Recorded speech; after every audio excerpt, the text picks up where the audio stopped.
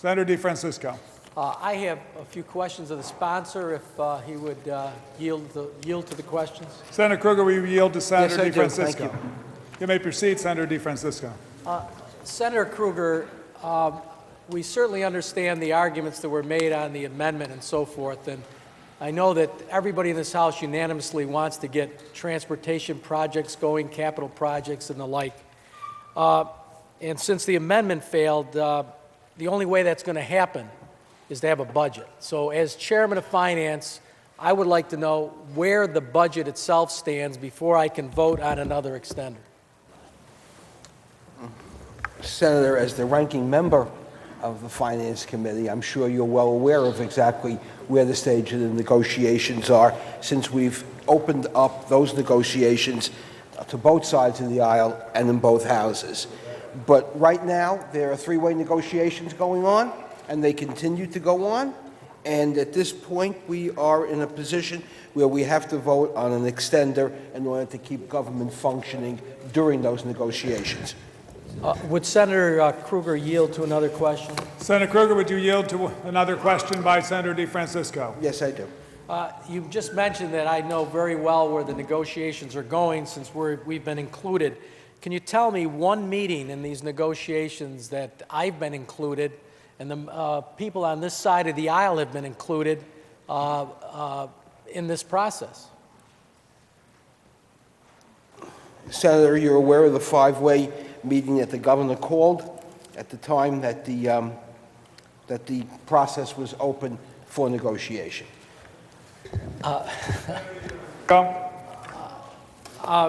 Would Senator, to answer his question, I am aware of that, but I didn't realize that was negotiations because I thought negotiations was that once you... Are you explaining your vote, Senator DeFrancisco? No, I'll explain my vote momentarily, but if Senator Kruger would yield to another question. Senator Kruger, do you yield to Senator DeFrancisco? Yes, I do. Are we going to have compliance at any point in time in this process with the reform proposal that was passed in 2007, which called for a schedule to be set after the governor proposed his budget, called for when we were going to have joint conference committees on the various versions of the budget by the Senate and the Assembly. Are we ever going to start that process? And if so, when? Because while we're waiting, people are not getting paid on public transportation, other contracting jobs, as everyone has agreed already today, that affects the public safety in this state of New York. Can you tell me if we're ever going to go to that? Senator Kruger. Through you, Mr. President. Firstly, the five-way meeting was the kickoff to the conference committee process. And the conference committees is an absolute commitment on the part of this majority that there will be conference committees on the budget. Thank you. One last question of the sponsor, if he'd yield one more time. Senator Kruger, do you yield to one last question, Senator DeFrancisco? Absolutely, Mr. President. Since the schedule was supposed to be done 10 days after the governor passed or submitted his budget to the legislature, and now we're in April, I think we're the 12th of April, 12th of April, 13th of April. I lose time here in Albany. But the fact of the matter is we're about 3 months after that time when the schedule is supposed to be submitted. Can you tell me when we will get the schedule for these joint conference committees? Senator Kruger. When the negotiations reach the critical mass where we actually can be at the tables in conference committee mode on a day-to-day basis, you will be getting the schedule. Thank you, Senator. Thank you. If anybody, on the bill? Senator DeFrancisco on the bill. If anybody believes what was just said, I've got several things I'd like to sell them, because this is the most ridiculous explanation I've heard since I've been in the Senate. We're going to start negotiations once there is a critical mass agreed by the leaders behind closed doors. This is the Reform Agenda Party. 2007, we passed a very logical thing, and we followed it in 2008, where each house passes a bill and discussions on the two versions take place in public. between the Assembly and the Senate. And then there's a schedule leading up to April 1st. I've been on this floor repeatedly making the request when we're going to start this process, and we keep getting, well, we will do it. We commit to you that we will do it. We're now 2 weeks late on the budget. No schedule has been set as yet.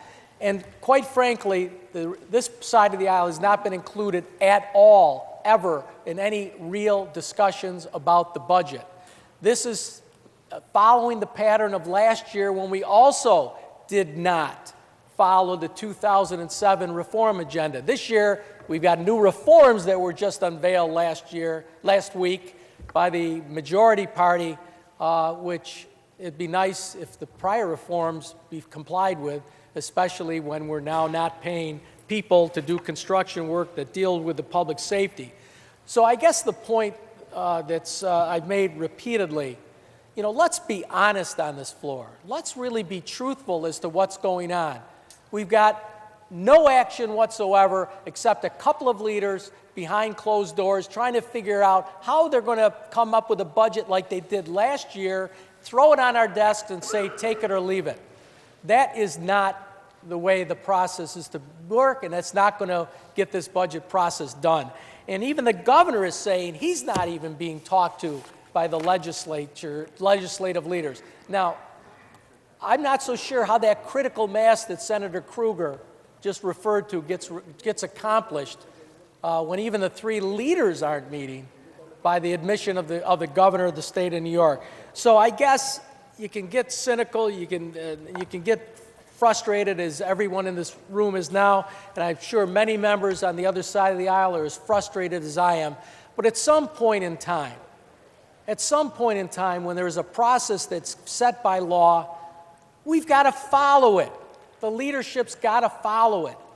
And then we'd get a budget, and it would be a good budget. I know it's more convenient for Speaker Silver to not have to justify his $2 billion in borrowing when he's questioned in a public conference committee, or to have the chairman of finance have to justify why we're just doing one-shots in order to close the budget gaps, as opposed to long-term cuts that are going to be a long-term solution. It's uncomfortable, but at least the public sees what's going on and could put pressure on those people who believe that taxing, continuing spending, and borrowing is preferable to cutting spending so that we deal with the actual problem in the state of New York, a structural problem that is too much spending in the budget. Rather than repeating myself, I simply want to say the time has come where I can't support an extender. And if people are going to accuse me, of stopping government, they can accuse me of whatever they want to accuse me of. The fact of the matter is there's a way to get this government rolling, and all the government, not just public employees, but contractors who got to get paid. There's one contractor that stopped me. He's a major contractor in my area. This week he's laying off 90 people because a contract that he's performed on is not going to be paid. Now, how ridiculous is that? So government is stopping. Jobs are stopping by our inactivity and our constantly being told, we're going to start the process, we're going to commit to conference committee meetings. We got to have a critical mass. That doesn't sell, ladies and gentlemen. And now's the time to vote no on this.